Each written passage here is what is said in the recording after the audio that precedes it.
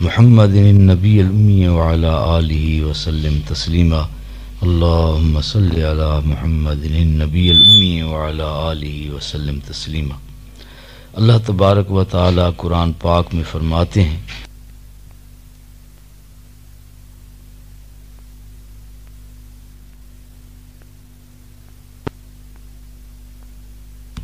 وَلَا تَتَّبِعُوا، اور شیطان کے قدموں کی پیروی نہ کرو، اِنَّهُ لَكُمْ عَدُوٌّ مُبِينٌ، وہ تمہارا کھلا دشمن ہے۔ اور حضور صلی اللہ علیہ وسلم نے فرمایا کہ لا یؤمن احدکم، تم میں کوئی آدمی کامل مومن نہیں ہو سکتا حتی یکون ہواہ تبعا لما جئت بہ، جب تک کہ اس کی خواہشات اس دین کے تابع نہ ہو جائیں جس کو میں لے کر آیا ہوں۔ تو اس لیے جو بھی ہم کام کرتے ہیں تو اس میں ہم دیکھا کریں کہ اس میں اللہ تعالیٰ کا کیا حکم ہے اور حضور صلی اللہ علیہ وسلم کا کیا طریقہ ہے، اور جس کام میں اللہ تعالیٰ کا حکم پورا ہو جائے گا اور حضور صلی اللہ علیہ وسلم کا طریقہ پورا ہو جائے گا اس میں کامیابی ہو جائے گی، کیوں اس کی دلیل یہ ہے کہ اللہ تعالیٰ فرماتے ہیں وَمَن يُطِعِ اللَّهَ وَرَسُولَهُ فَقَدْ فَازَ فَوْزًا عَظِيمًا، جو اللہ تعالیٰ کی فرما برداری کرتا ہے اور حضور صلی اللہ علیہ وسلم کی فرما برداری کرتا ہے اس نے بڑی کامیابی حاصل کر لی۔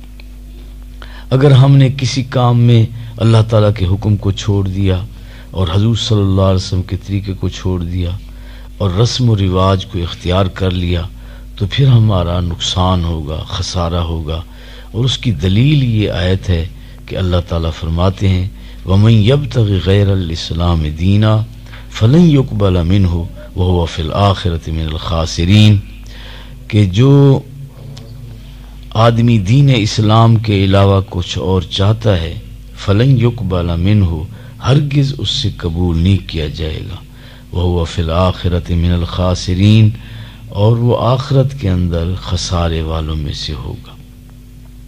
تو ایک دفعہ حضور صلی اللہ علیہ وسلم سے سوال کیا گیا کہ ایک عورت کی شادی ہوتی ہے، اس کا خاوند فوت ہو جاتا ہے، پھر دوسری جگہ شادی ہو جاتی ہے، اللہ کی قدرت وہ خاوند بھی کچھ عرصے کے بعد فوت ہو جاتا ہے، پھر تیسری جگہ شادی ہو جاتی ہے۔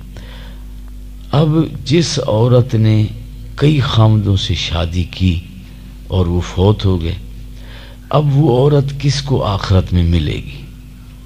تو حضور صلی اللہ علیہ وسلم نے فرمایا کہ آخرت کے اندر جس خاوند کا اچھا اخلاق ہوگا تو وہ عورت اللہ تعالیٰ سے کہے گی کہ اے اللہ یہ آدمی اچھے اخلاق کا تھا، مجھے آپ اس کو دے دیں، میرا نکاح آپ اس سے کر دیں۔ تو آپ صلی اللہ علیہ وسلم نے اس بات کا جواب عطا فرمایا۔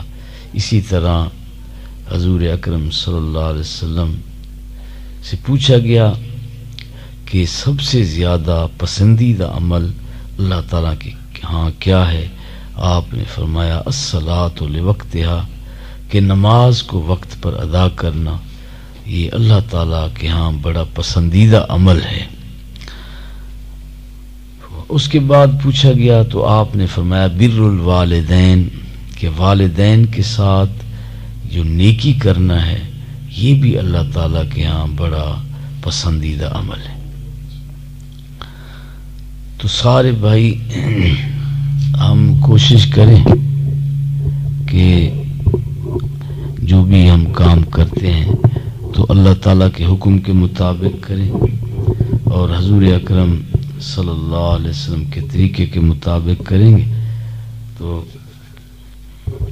اس میں دنیا میں بھی فائدہ ہوگا اور آخرت کے اندر بھی فائدہ ہوگا۔ تو حضور اکرم صلی اللہ علیہ وسلم نے فرمایا خیرکم خیرکم لأہلہ، تم میں اچھا وہ ہے جو اپنی بیوی کے ساتھ اچھا سلوک کرے۔ تو اس لیے حضور اکرم صلی اللہ علیہ وسلم نے فرمایا کہ میں تم سب میں سے اپنی گھر والی کے ساتھ اچھا سلوک کرتا ہوں۔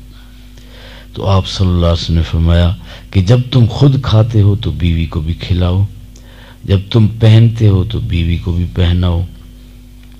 اسی طرح بیوی کو اللہ تعالیٰ نے قرآن پاک میں حکم دیا اور حضور اکرم صلی اللہ علیہ وسلم نے بھی فرمایا کہ بیوی جو ہے خاوند کی فرما برداری کرے اور خاوند اس پہ راضی ہو، اور اسی حالت میں اس کی موت آ جائے تو اللہ تعالیٰ اس عورت کو جنت بھیج دیتے ہیں۔ تو اس لیے بیوی کو چاہیے کہ وہ خاوند کی فرما برداری کرے، اور خاوند کو چاہیے کہ وہ بیوی کے ساتھ اچھا سلوک کرے۔ اس طرح دونوں مل کر اپنے گھر کے ماحول کو اچھا بنائیں، اپنے بچوں کی تربیت کریں۔ اب اگر بچوں کو کہیں بیٹا تم نہ لڑا کرو اور خود آپس میں میاں بیوی لڑیں، تو وہ بچہ کہتا ہے کہ ابو آپ بھی تو رات کو امی سے لڑ رہے تھے، تو ہمیں آپ کہتے ہیں نہ لڑو، تو پھر آپ کیوں لڑ رہے تھے؟ تو بچے جو ہے نا یہ ہر بات کو جو ہے دیکھتے ہیں، سوچتے ہیں، سمجھتے ہیں۔ پھر بچے بھولے بھالے ہوتے ہیں، سیدھے سادے، پھر یہ بات کر ہی دیتے ہیں کہ دروازے پر کوئی آدمی آتا ہے تو والد کہتے ہیں بیٹا کہو ابو نہیں بیٹھے، تو وہ جا کر باہر کہتا ہے کہ ابو کہہ رہے ہیں کہ جا کے کہہ دو کہ ابو نہیں بیٹھے۔ اب وہ آدمی بڑے پریشان ہوتے ہیں، بھئی دیکھو کہ گھر بیٹھے ہوئے ہیں اور بچے کو کہہ رہے ہیں کہ تم جا کر کہو کہ بھئی ابو گھر میں نہیں بیٹھا، اور بچے تو سادہ ہوتے ہیں۔ تو اب انہوں نے کہا کہ بھئی ابو ہی کہہ رہے ہیں کہ جا کر کہہ دو کہ ابو گھر میں نہیں بیٹھا۔ تو اس لیے بچوں کی تربیت اس وقت ہوگی جب میاں بیوی آپس کے اندر جو ہے ان کا اچھا تعلق ہوگا، تو دونوں نے مل کر اپنے بچوں کی تربیت کرنی ہے، اصلاح کرنی ہے۔ یہ گھر جو خراب ہوتا ہے یہ تیسرے آدمی کی وجہ سے ہوتا ہے، یا بیوی کسی سہیلی کی یا بہن بھائیوں کی یا ماں باپ کی بات مانتی ہے، یا خاوند جو ہے کسی کی بات مانتا ہے، تو اس طرح گھر خراب ہوتا ہے۔ اگر میاں بیوی کوئی بات ہو آپس میں ہی طے کر لیں اور کسی تیسرے کو دخل نہ دیں، تو پھر اس طرح معاملہ جو ہے ان کا صحیح ہو جاتا ہے۔ تو ہمارے ہاں اکثر ایسا ہوتا ہے کہ شادی ہونے کے بعد ماں باپ کے ساتھ بہن بھائیوں کے ساتھ کٹھے رہتے ہیں، تو جب کٹھے رہتے ہیں تو پھر مسائل پیدا ہو جاتے ہیں، کوئی نہ کوئی بات ہوتی ہے، لڑائی ہو جاتی۔ تو اس لیے حضور اکرم صلی اللہ علیہ وسلم کی جتنی بیویاں تھیں تو سب کے علیحدہ علیحدہ گھر تھے، تو آپ صلی اللہ علیہ وسلم باری باری سب کے گھر جاتے تھے۔ تو اس طرح اگر علیحدہ گھر ہوگا تو اس طرح لڑائی جھگڑے نہیں ہوں گے۔ جب کٹھے رہیں گے تو کوئی نہ کوئی بات ہو جاتی ہے، تو اس طرح پھر جو ہے نا وہ لڑائی جھگڑا ہو جاتا ہے۔ تو حضور صلی اللہ علیہ وسلم نے فرمایا کہ اپنے بچوں کی جو ہے تربیت کرو، جب بچے بولنے لگیں تو ان کو جو ہے وہ کلمہ سکھاؤ، اور جب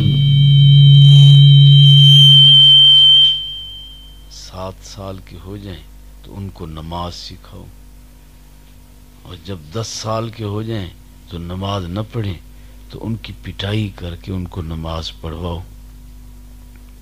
اور 10 سال کے بعد ان کے بستر جو ہے علیحدہ کر دو۔ تو اس لیے ہم بچے کے سامنے جب زور زور سے پڑھیں گے لا الہ الا اللہ محمد الرسول اللہ، اور جب کئی دفعہ پڑھیں گے تو بچہ بھی کلمہ پڑھنا شروع کر دے گا۔ تو اس طرح ہم بچے کو کلمہ سکھائیں۔ حضور صلی اللہ علیہ وسلم نے فرمایا کہ جب بچہ جو ہے وہ بات کرنے لگ جائے تو اس کو کلمہ سکھاؤ، تو جب بچے کے سامنے 2-4 دفعہ آپ کلمہ پڑھیں گے تو بچہ بھی پڑھے گا۔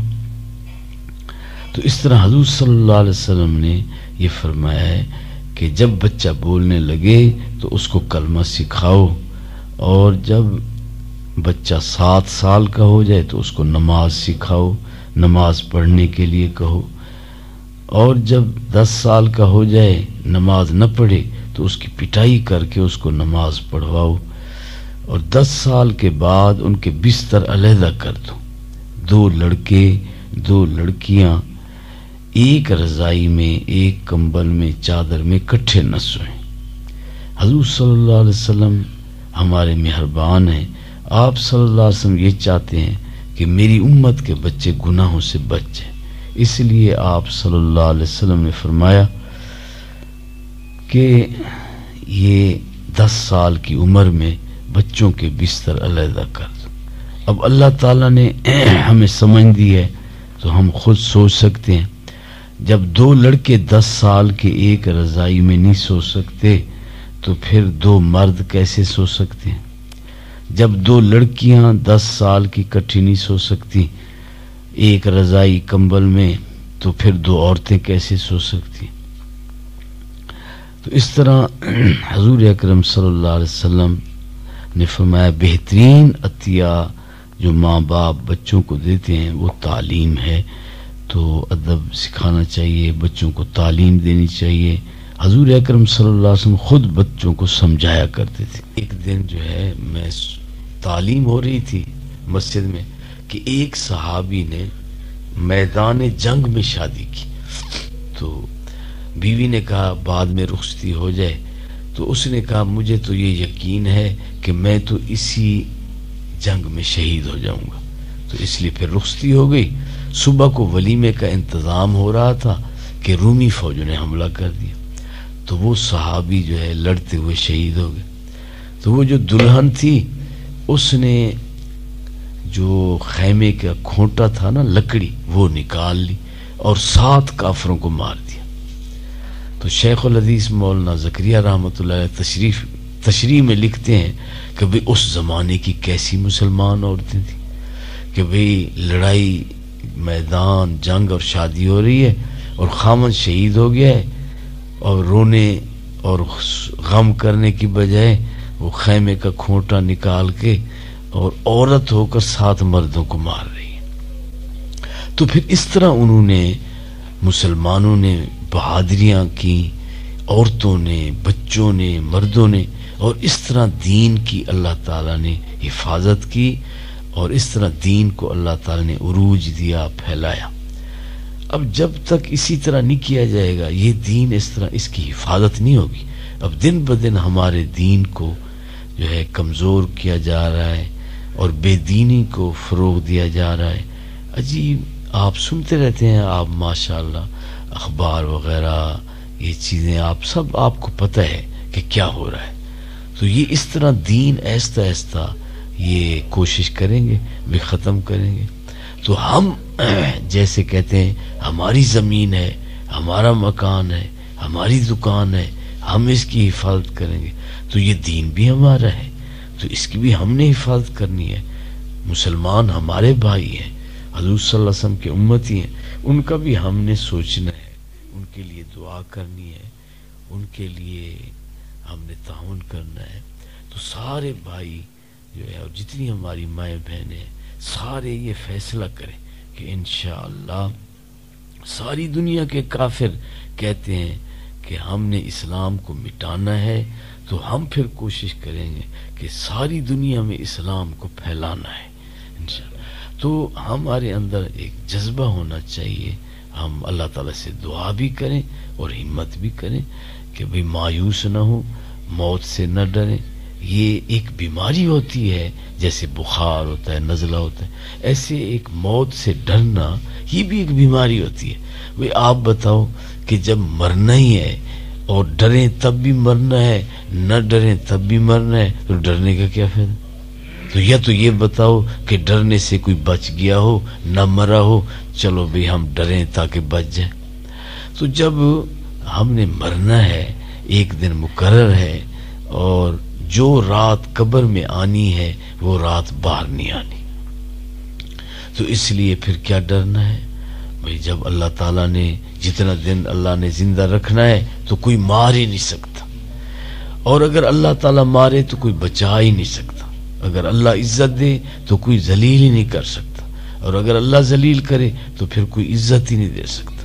اگر اللہ پریشان کرے کوئی سکون ہی نہیں دے سکتا، اور اگر اللہ سکون دے تو کوئی پریشان نہیں کر سکتا، اللہ فائدہ دے کوئی نقصان نہیں کر سکتا، اور اللہ نقصان دے کوئی فائدہ نہیں کر سکتا، اللہ کامیاب کرے کوئی ناکام نہیں کر سکتا، اور اگر اللہ ناکام کرے کوئی کامیاب نہیں کر سکتا۔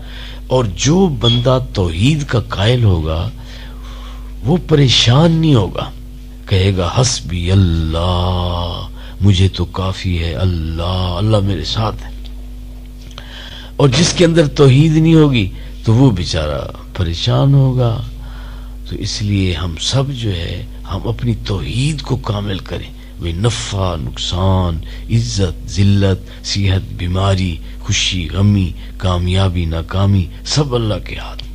اصل کے اندر ساری کائنات کا مالک اور ساری کائنات کا خالق اور ساری کائنات کا بادشاہ اور ساری کائنات کے اندر سب سے بڑی طاقت اور قوت جو ہے وہ اللہ تعالیٰ کی ذات ہے۔ اللہ تعالیٰ طاقت کے خالق ہیں، اور اگر کسی کو طاقت دی ہے تو اللہ نے دی ہے، اور جب اللہ دے سکتا ہے تو لے بھی سکتا ہے۔ یہ نہ سوچو کہ یہ بڑی طاقت ہے، اس کا کیسے ہو سکتا ہے۔ آپ بتاؤ، ہم تو انسان ہیں، ہمارے لیے تو مشکل ہو سکتا ہے کہ بھی فلاں طاقتور ہے، کیا ہو سکتا ہے۔ آپ بتاؤ اللہ کے آگے یہ کیا ہے۔ کل من علیہا فان ویبقى وجہ ربک ذو الجلال والاکرام۔ اللہ تعالیٰ فرماتے ہیں کہ ہر چیز فنا ہو جائے گی۔ آپ بتاؤ جب اللہ دنیا کو فنا کرے گا کوئی اللہ کا مقابلہ کرے گا؟ ایک گھڑی کے اندر، سیکنڈ کے اندر اللہ تعالیٰ چاہیں تو ساری دنیا کو ختم کر سکتے ہیں۔ تو سب سے بڑی طاقت کون ہے؟ اللہ تعالیٰ۔ اور کمزور سے کمزور ہو اور اس کے ساتھ اللہ تعالیٰ ہو جائے تو پھر وہ بڑا طاقتور ہے۔ کافروں کے پاس جتنے اسلحے ہوں، ان کے پاس جتنے سامان ہوں، وہ طاقتور نہیں ہے۔ جس کے ساتھ اللہ تعالیٰ ہو جائے گا وہ طاقت۔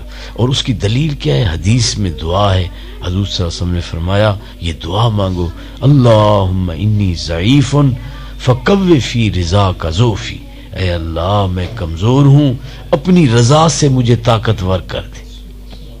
اب جب اللہ راضی ہو جائے گا، اللہ ساتھ ہو جائے گا، تو یہ آدمی طاقتور ہو جائے گا، کافر اس کا مقابلہ نہیں کر سکتا۔ اب اللہ تعالیٰ کس کے ساتھ ہوں گے؟ جو اللہ کے ساتھ ہوگا، جو اللہ کے احکامات پر چلے گا، جو اس کے پیارے نبی حضرت محمد صلی اللہ علیہ وسلم کے طریقوں پر چلے گا۔ اب ہم سارے بھائی کہتے ہیں ہم مسلمان ہیں، ہم پریشان ہیں، اللہ تعالیٰ کو ہمارا ساتھ دینا چاہیے۔ بھئی اللہ تعالیٰ ساتھ دیتے ہیں اسلام کے ساتھ، دین کے ساتھ، ایمان کے ساتھ۔ اب جب ہمارے اندر کمزوری ہے ایمان کی، اعمال کی، اسلام کی، تو اب اللہ تعالیٰ کیسے ساتھ دیں گے؟ تو ہم بھی جو ہماری بات مانتے ہیں اس کی بات ہم مانتے ہیں، تو جب ہم اللہ کی بات نہ مانیں پھر اللہ ہماری بات کیسے مانے گا؟ تو اللہ پر بھروسہ کرنا چاہیے۔ اور جو بندہ کسی معاملے میں کہتا ہے اللہ مالک ہے، اللہ اس کے ساتھ ہو جاتا ہے۔ وَمَن يَتَوَكَّلْ عَلَى اللَّهِ فَهُوَ حَسْبُهُ، جو اللہ تعالیٰ پر بھروسہ کرتا ہے، اللہ تبارک و تعالی، آواز اسی طرح کو میں ذرا پیچھے ہو جاتا ہوں، تو اس طرح قرآن پاک کے اندر ہے کہ جو بندہ اللہ تعالیٰ پر بھروسہ کرتا ہے اللہ اس کے ساتھ ہو جاتے ہیں، اس کو کافی ہو جاتے ہیں۔ یہ قرآن کے اندر ہے، وَمَن يَتَوَكَّلْ عَلَى اللَّهِ فَهُوَ حَسْبُهُ، کہ جو اللہ پر بھروسہ کرتا ہے اللہ اس کو کافی ہو جاتا ہے۔ اب جب بھی کوئی آپ کو مسئلہ ہو، کوئی پریشانی ہو، کوئی خوف ہو، بھئی کوئی یہ نہ کر دے، کوئی وہ نہ کر دے، کوئی مسئلہ نہ ہو جائے، کوئی نقصان نہ ہو جائے، تو آپ کس پر بھروسہ کریں گے؟ اللہ پر۔ کوئی آدمی کہے گا یا آپ کا کیا ہوگا؟ اللہ مالک ہے، اللہ ہمارے ساتھ۔ اب آپ نے جب کہا نا اللہ ہمارے ساتھ ہے، تو اسی وقت آپ کے ساتھ اللہ کی مدد شروع ہو جائے گی۔ جب بھی کوئی معاملہ ہو، جب بھی کوئی مسئلہ ہو، جب بھی کوئی پریشانی ہو، تو آپ کہو اللہ ہمارے ساتھ ہے۔ اور اللہ نے فرمایا ہے وَهُوَ مَعَكُمْ أَيْنَمَا كُنْتُمْ، تم جہاں بھی ہوتے ہو نا تو وہ اللہ تمہارے ساتھ ہوتا ہے۔ تو اب اس کا طریقہ کیا ہے؟ وہ اللہ نے بتایا کہ یا ایھا الذین آمنوا استعینوا بالصبر والصلاۃ، اے ایمان والو مدد حاصل کرو صبر کے ساتھ اور نماز کے ساتھ۔ جب بھی کوئی مشکل ہو تو کیا پڑھو؟ نماز، اور کیا کرو؟ صبر. اور نماز پڑھ کر کس سے مانگو؟ اللہ تعالیٰ سے. کوئی مشکل ہو اگر آپ لوگوں کو بتاؤ گے تو پریشانی بڑھ جائے گی. اگر کسی کو نہیں بتاؤ گے اور صبر کرو گے تو ان اللہ مع الصابرین، اللہ صبر کرنے والوں کے ساتھ ہو جاتے ہیں، پریشانی ختم ہو جائے گی. تو اس لیے نماز کے ذریعے اور صبر کے ذریعے ہم نے اللہ تعالیٰ سے مدد حاصل کرنی ہے. کوئی مشکل ہو، کوئی پریشانی ہو تو ہم صبر کریں گے اور نماز پڑھیں گے، اور نماز پڑھ کر اللہ تعالیٰ سے دعا کریں گے. اور حدیث کے اندر آتا ہے کہ تمام پیغمبروں کی یہی سنت ہے کہ جب بھی کوئی مشکل آتی تھی تو وہ نماز پڑھ کر اللہ تعالیٰ سے دعا کرتے تھے. حتیٰ کہ ہمارے پیارے نبی حضرت محمد صلی اللہ علیہ وسلم جس دن جنگ بدر ہوئی ہے، ساری رات آپ نے نماز اور دعا میں گزاری ہے کہ اے اللہ یہ تھوڑے سے بندے ہیں، اگر تو نے ان کی مدد نہ کی تو اے اللہ پھر تیرا نام لینے والا کوئی نہیں ہوگا، اور یہ تھوڑے سے بندے ہیں، تو ان کی مدد کر دے. تو اب حضور صلی اللہ علیہ وسلم خود، آپ صلی اللہ علیہ وسلم کی یہی عادت ہے کہ جب بھی کوئی مشکل آ رہی ہے تو آپ نماز پڑھ رہے ہیں، اللہ تعالیٰ سے دعا کر رہے ہیں، صبر کر رہے ہیں، اور کافروں کی تکلیفیں برداشت کر رہے ہیں، اور جو تنگی تکلیف ہے کھانے میں پینے میں برداشت کر رہے ہیں. جب بھی ہمیں کوئی تکلیف آتی ہے نا تو ہم لوگوں کو کہتے ہیں یار ہم بڑے پریشان ہیں، بڑی تنگی ہے. جب بھی تکلیف آئے تو ہم سوچیں کہ ہمارے پیارے نبی حضرت محمد صلی اللہ علیہ وسلم کو کتنی تکلیف آئی تھی، صحابہ کرام کو کتنی تکلیف آئی تھی، اور آل رسول کو کتنی تکلیف آئی. اور اس وقت بھی دیکھو کہ ہر بندہ چاہتا ہے مجھے تکلیف نہ ہو، لیکن اللہ کی رضا کی خاطر کتنے لوگ ہیں کہ ان پر کتنا ظلم کیا جا رہا ہے، لیکن وہ برداشت کر رہے ہیں کس کی رضا کی خاطر؟ اللہ کی. اور میں تو اتنا حیران ہوتا ہوں کہ پہلے زمانے میں کہتے تھے سمجھدار آدمی ہے کہ یہ ہر کام میں اللہ کو راضی کرتا ہے، یہ سمجھدار آدمی. اب کہتے ہیں سمجھدار وہ ہے جو ہر کام میں امریکہ کو راضی کرتا ہے، یہ بڑا سمجھدار آدمی. بھئی یہ کیسے سمجھدار ہو گیا جس نے اللہ کو چھوڑ دیا اور مخلوق کو راضی کیا؟ آپ بتاؤ امریکہ قبر میں ساتھ دے گا یا حشر میں ساتھ دے گا؟ تو پھر یہ کتنی بے وقوفی ہے. تو پہلے زمانے میں دیکھو کہتے تھے یہ آدمی بڑا سمجھدار آدمی ہے کہ بھئی یہ تو ہر کام میں نہ اللہ کو ہی دیکھتا ہے، نہ برادری کو دیکھتا ہے، نہ رشتہ داروں کو دیکھتا ہے، نہ ہمسایوں کو دیکھتا ہے، نہ دوستوں کو دیکھتا ہے. اور یہ جو ہے یہ تو بڑا سمجھدار آدمی ہے بھائی. اب کہتے ہیں کہ سمجھدار یہ ہے کہ دیکھو عالمی طاقت ہے. وہ کس نے کہا ہے عالمی طاقت ہے؟ وہ خدا کے بندے سب سے بڑی طاقت وَأَنَّ الْقُوَّةَ لِلَّهِ جَمِيعًا، یہ قرآن ہے کہ تمام قوت کس کے پاس ہے؟ اللہ تعالیٰ. تو کس نے کہا ہے کہ وہ طاقت ہے؟ وہی اللہ کہتا ہے کہ میں طاقتور ہوں، تو اللہ کی بات ٹھیک ہے یا لوگوں کی بات ٹھیک ہے؟ تو سب سے بڑی طاقت کون ہے؟ اللہ تعالیٰ. تو اس لیے ہم اللہ تعالیٰ کو ماننے والے ہیں، اور ہمارے پیارے نبی نے فرمایا ہے کہ جس کمزور کے ساتھ اللہ ہو گیا تو پھر وہ طاقتور ہے. تو ہم سارے بھائی ہر کام میں اگر اللہ تعالیٰ کے احکامات پر چلیں گے اور حضور اکرم صلی اللہ علیہ وسلم کے طریقوں پر چلیں گے اور اللہ ہمارے ساتھ ہو جائیں گے تو ہماری کمزوری دور ہو جائے گی. اور اللہ تعالیٰ فرماتے ہیں وَجَعَلْنَاكُمْ أُمَّةً، اور ہم نے تمہیں امت بنایا ہے. ہم سارے کس کے امتی ہیں؟ حضور اکرم صلی اللہ علیہ وسلم.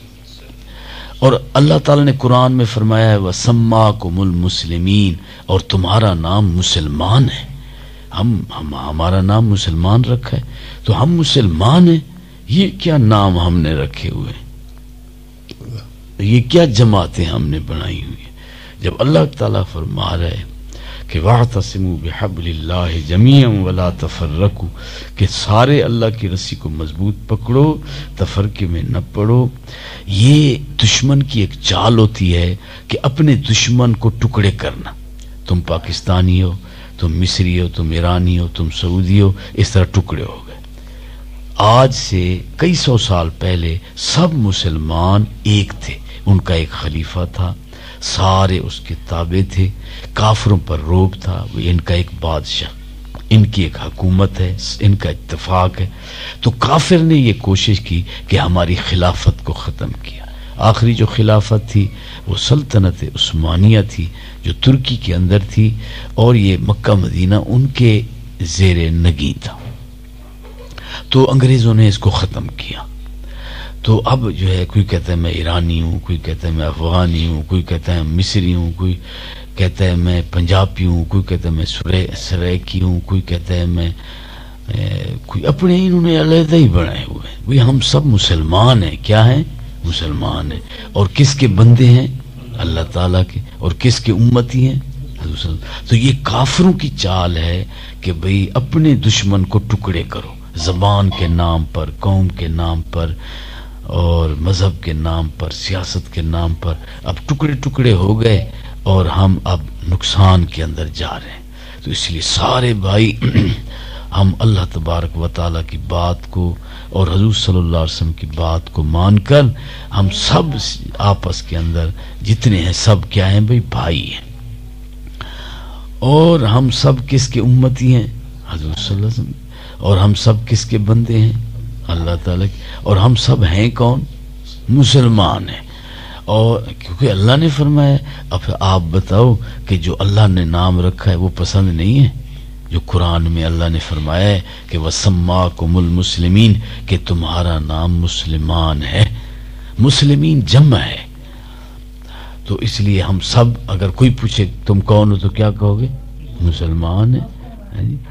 और देखो, कोई कहता है मेरी कौम अच्छी है, कोई कहता है मेरी कौम अच्छी है, कहते हैं इनकी कौम ही खराब है। अस्तगफिरुल्लाह। हर कौम में अच्छे बुरे होते हैं। हम ये नफरत न फैलाएं। हुज़ूर सल्लल्लाहु अलैहि वसल्लम ने फरमाया कुल्लुकुम इब्नु आदम, तुम सब आदम की औलाद हो। व आदम मिन तुराब, आदम अलैहिस्सलाम मिट्टी से बने थे। तो आप बताओ सब एक हो गए कि नहीं? सब एक है। आदम अलैहिस्सलाम है, एक माँ है हजरत हव्वा, हम सब उसकी औलाद हैं।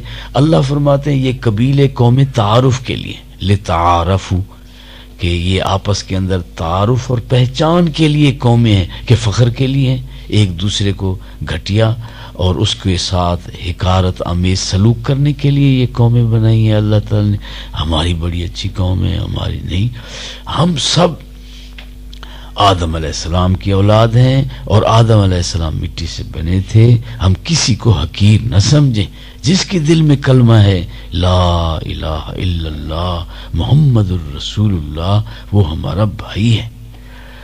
और वो हम हुज़ूर सल्लल्लाहु अलैहि वसल्लम ने फरमाया है कि जो मेरी उम्मत का फिक्र न करे वो मेरा उम्मती नहीं है। यानी हम सारे पूरी दुनिया में जितने हमारे मुसलमान भाई हैं उनका हम फिक्र करें, उनके लिए दुआ करें, उनका ताउन करें। और हुज़ूर सल्लल्लाहु अलैहि वसल्लम ने फरमाया जिस नमाज के बाद तमाम मुसलमानों के लिए दुआ ना हो वो नमाज ही नाकिस है। तो हर नमाज के बाद हम तमाम मुसलमानों के लिए दुआ करें कि अल्लाह तबारक व तआला तमाम मुसलमानों को इत्तिफाक और मोहब्बत अता फरमाए और तमाम मुसलमानों की अल्लाह तबारक व तआला हिफाजत अता फरमाए। और हम जो है कोई भी नेक काम हो तावन करें। व तावनु अलल बिर्रि व तक़वा, कि जो भी नेकी का काम हो, तकवे का काम हो, तावन करना चाहिए। तो देखो जो जमातें होती हैं इनकी पॉलिसियाँ बदलती हैं, जो हुक्मरान होते हैं इनकी पॉलिसियाँ बदल दी हैं। लेकिन याद रखना कि कुरान नहीं बदलता, हदीस नहीं बदलती। इसलिए ये नहीं होता कि पॉलिसी बदली तो अब जिहाद ख़त्म हो गया, भाई अब ये चीज़ ख़त्म हो गई। नहीं, कुरान कहते हैं बदलेगा ज़माना लाख मगर कुरान न बदला जाएगा। मोमिन का किबला काबा, कुरान न बदला जाएगा। तो जो मोमिन है, जो अल्लाह ताला के कुरान है, जो हुज़ूर सल्लल्लाहु अलैहि वसल्लम का फरमान है, उस पर हमारा ईमान है, उसके अंदर कोई तब्दीली नहीं। चाहे जो भी हालात हों वो अल्लाह का हुक्म है और उसने क़यामत तक ये जारी रहना है। तो इसलिए हुज़ूर सल्लल्लाहु अलैहि वसल्लम ने फरमाया ला तज़ालु ताइफ़तुम मिन उम्मती, मेरी उम्मत में से हमेशा एक गिरोह काफिरों से लड़ता ही रहेगा और लोग जो है उसका साथ छोड़ देंगे, लेकिन उनके छोड़ने से उनको कोई फर्क नहीं पड़ेगा। तो इसलिए मेरे भाइयों दोस्तों, ہم جو ہے نا سارے بھائی ارادہ کریں کہ انشاءاللہ جیسے ہم اپنی زمین کا فکر کرتے ہیں، اپنے مکان کا فکر کرتے ہیں، اپنے سامان کا فکر کرتے ہیں، ایسے ہم دین کا بھی کریں گے، اپنے مسلمان بھائیوں کا بھی کریں گے، اور آخرت کا فکر کریں گے کہ ایک دن مرنا ہے اور قبر میں جانا ہے اور اللہ کے سامنے جانا ہے، حساب کتاب ہونا ہے، پتہ نہیں فیصلہ جنت کا ہوگا جہنم کا ہوگا۔ حضور صلی اللہ علیہ وسلم نے فرمایا جس کو یہ غم آ گیا نا، سارے غم ہی اللہ ختم کر دے گا۔ اب ہمیں آخرت کا غم نہیں ہے کہ بھئی کیا ہوگا، بس دنیا کے غم پریشان کیے ہوئے ہیں۔ حضور صلی اللہ علیہ وسلم نے فرمایا ہے من جعل الہموم ہما واحدا ہم آخرتہ کفاہ اللہ ہم دنیا۔ حضور صلی اللہ علیہ وسلم نے فرمایا جو سارے غموں کا ایک غم بنا لے کہ آخرت میں کیا ہوگا، تو اللہ تعالیٰ سارے غموں کو ختم کر دیں گے۔ تو اس لیے سارے بھائی ہم آخرت کا فکر کریں اور آخرت کی تیاری کریں، اور اپنے مسلمان بھائیوں کے ساتھ ہمدردی خیر خواہی کریں اور ان کے لیے دعا بھی کریں، جتنا ہو سکے ہم ان کے ساتھ اچھا سلوک کریں۔ دیکھو حضور صلی اللہ علیہ وسلم کیا فرماتے ہیں، امتی، حشر کے دن سارے پیغمبر کیا کہیں گے، نفسی، میرا کیا ہوگا، اور ہمارے نبی کیا فرمائیں گے، امتی، کہ میری امت کا کیا ہوگا۔ تو ہم حضور کی امت کو تنگ کر رہے ہیں، کسی کے پیسے گئے، کسی کی ٹرالی گنے کی جا رہی تھی اس کے گنے گئے، کسی کے زمین قبضہ، کسی کا مکان، کسی کو گالی، کسی۔ اب حضور صلی اللہ علیہ وسلم اپنی امت کے ساتھ ہمدردی خیر خواہی فرما رہے ہیں اور ہم حضور کی امت کو تنگ کر رہے ہیں، تو ایسا تو نہیں کرنا چاہیے۔ تو ہم حضور صلی اللہ علیہ وسلم کے ساتھ اور آپ صلی اللہ علیہ وسلم کی امت کے ساتھ ہم جو ہے اگر محبت کریں گے، ہمدردی کریں گے، خیر خواہی کریں گے، تو اس کے اندر پتہ کتنا فائدہ ہوگا۔ حضور صلی اللہ علیہ وسلم نے فرمایا جس نے میرے امتی کی ایک خواہش کو پورا کر کے اس کو خوش کر دیا، اس نے مجھے خوش کر دیا، اور جس نے مجھے خوش کر دیا اس نے اللہ کو خوش کر دیا، اور جس نے اللہ کو خوش کر دیا اللہ اس کو جنت بھیج دے گا۔ حضور صلی اللہ علیہ وسلم کعبے کا طواف کر رہے ہیں اور کہہ رہے ہیں اے کعبہ تیری شان بڑی بلند ہے، تیری خوشبو بڑی اچھی ہے، اس اللہ کی قسم جس کے قبضے میں محمد کی جان ہے، ایک مسلمان کا جان، ایک مسلمان کا مال تجھ کعبے سے بھی زیادہ قیمتی ہے۔ تو اس لیے ہر مسلمان کی عزت کرنا، احترام کرنا، ہمدردی کرنا، خیر خواہی کرنا، کسی وجہ سے کسی مسلمان سے نفرت نہیں کرنی کہ اس کا مذہب اور ہے، اس کی قوم اور ہے، اس کی پارٹی اور ہے۔ یہ چیزیں جو ہیں کافروں نے ہمارے اندر پیدا کر کے ہمیں ٹکڑے ٹکڑے کر کے اپنے مفاد کی خاطر کہ مسلمان علیحدہ علیحدہ ہو جائیں، پھر وہ ان کا طریقہ ہے، وہ پیسے بھی خرچ کرتے ہیں، کچھ لوگوں کو جو ہے خریدتے ہیں، تو وہ کہتے ہیں قومیت کا نعرہ لگاتے ہیں، زبان کا نعرہ لگاتے ہیں، کہیں مذہب کا، سیاست کا، اور اس طرح پھر ہمارے ٹکڑے ٹکڑے ہو جائیں۔ تو اس لیے سارے بھائی ہم ارادہ کریں کہ ہم نے تو سب مسلمانوں کی بہتری سوچنی ہے، ہم سب مسلمانوں کی کیا کریں گے بھی، خیر خواہی اور ہمدردی کریں گے، کیونکہ ہمارے پیارے نبی سب مسلمانوں کے لیے کہہ رہے ہیں کہ امتی، کہ میری امت کا کیا ہوگا۔ تو اس لیے آپ بتاؤ اگر کسی کی اولاد کو کوئی لڑا دے تو والد کتنا ناراض ہوگا کہ میری اولاد کو لڑائے، اور ہم حضور کی امت کو لڑائیں کہ یہ زبان اور ہے، قوم اور ہے، مذہب اور ہے، پارٹی اور ہے، تو آپ بتاؤ کہ پھر حضور صلی اللہ علیہ وسلم کتنے ناراض ہوں گے کہ میری امت کو اس طرح کیا۔ تو اس لیے سارے بھائی ارادہ کرو کہ اے اللہ آج تک جو غلطی ہوئی تم معاف کر دے، اے اللہ آئندہ ہم اتفاق کے ساتھ، محبت کے ساتھ، ہمدردی کے ساتھ، خیر خواہی کے ساتھ ہم جو ہے نا دین کا تعاون کریں گے۔ اگر ہمارے بھائی آ جاتے ہیں تو ہم ان کا تعاون کریں گے، دین کا کوئی بھی شعبہ ہے، اگر مجاہدین آ جاتے ہیں تو حکومت کے کہنے سے تو یہ سلسلہ نہیں ہے، یہ تو اللہ کے کہنے سے چل رہا ہے۔ تو اس لیے اسی طرح جو دارالعلوم ہے اپنا پرانے حاصل پور کے اندر، تو الحمدللہ اللہ تعالیٰ کی مہربانی ہے، تو آپ اس کے لیے دعا بھی کریں، ہماری مائیں بہنیں بھی دعا کریں، اور الحمدللہ اللہ تعالیٰ ان کو جزائے خیر دے جو وقتاً فوقتاً جو ہے تعاون کرتے رہتے ہیں۔ تو اس طرح دین کا کوئی بھی شعبہ ہو تو اس کا تعاون کرنا حقیقت میں اپنا تعاون کرنا ہے، اپنی بہتری ہے۔ تو یہ ہمارے دوست ہیں، تو یہ کہتے ہیں کہ بھئی کوئی تھوڑی سے کوئی اشعار وغیرہ بھی سنا دیں، تو آپ تھوڑے سے اشعار وغیرہ سنا کے پھر دعا کر لیتے ہیں۔ تو اشعار مختلف ہوتے ہیں، تو حضور اکرم صلی اللہ علیہ وسلم کے بارے میں اور آخرت کے بارے میں اور اللہ تعالیٰ کی حمد کے بارے میں ایسے 2-4 اشعار سنا کر پھر دعا کر لیتے ہیں۔ چاند تاروں میں تو، مرغزاروں میں تو اے خدایا، کس نے تیری حقیقت کو پایا، مرغزاروں میں تو، چاند تاروں میں تو اے خدایا، کس نے تیری حقیقت کو پایا، الہی یہ کیا ماجرا ہے کہ طائروں میں بھی تیری صدا ہے، ہم نے دیکھا جدھر تجھ کو پایا ادھر اے خدایا، کس نے تیری حقیقت کو پایا، چاند تاروں میں تو، مرغزاروں میں تو اے خدایا، کس نے تیری حقیقت کو پایا،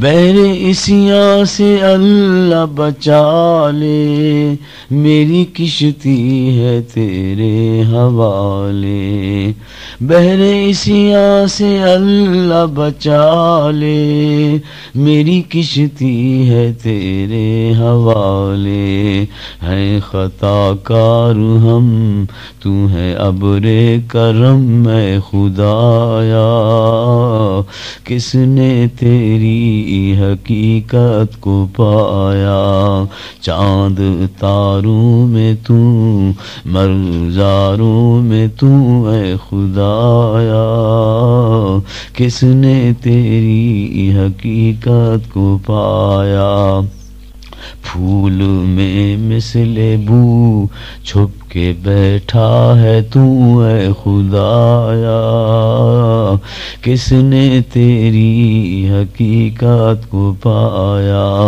چاند تاروں میں تو، چاند تاروں میں تو اے خدایا، کس نے تیری حقیقت کو پایا۔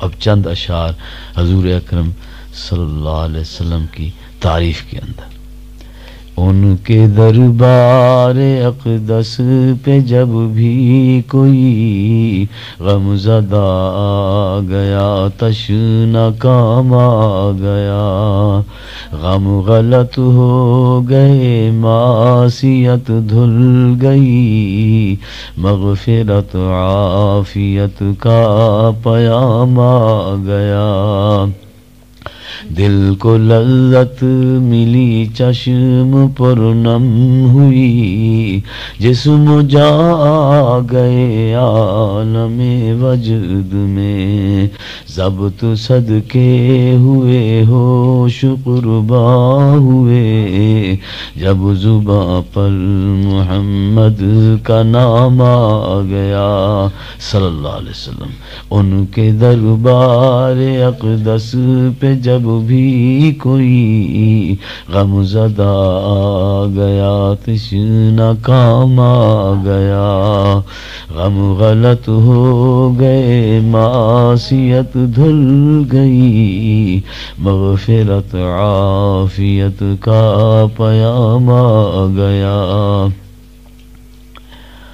اب کچھ اشعار آخرت کے بارے میں کہ حضور صلی اللہ علیہ وسلم نے فرمایا ہے کہ یہ جو قبر ہے اس کو مٹی کا ڈھیر نہ سمجھو، یا تو جنت کے باغوں کا ایک باغ ہے، یا دوزخ کے گڑھوں میں سے ایک گڑھا ہے، قبر کہندی ہے دیوا بال لے آویں اتھوں تے میں وچ سخت اندھیرا تے میں وچ فرش فروش نہ کوئی تے فرش بناویں میرا دیوا بال لے آویں اتھوں تے میں وچ سخت اندھیرا تے میں وچ فرش فروش نہ کوئی تے فرش بناویں میرا۔